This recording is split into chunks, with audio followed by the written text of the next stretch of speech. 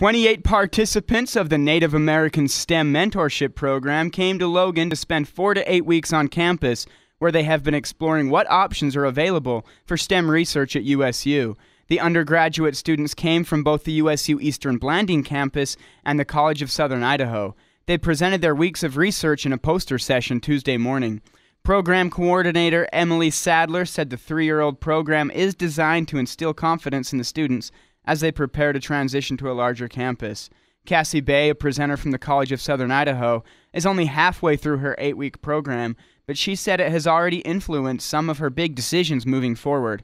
It made her want to switch her focus and then transfer to Utah State. Before I came here, I just got an associate's in mechanical engineering, and now that going through this research, I want to switch into biological engineering and come here. This is Mitch Henline with CashValleyDaily.com.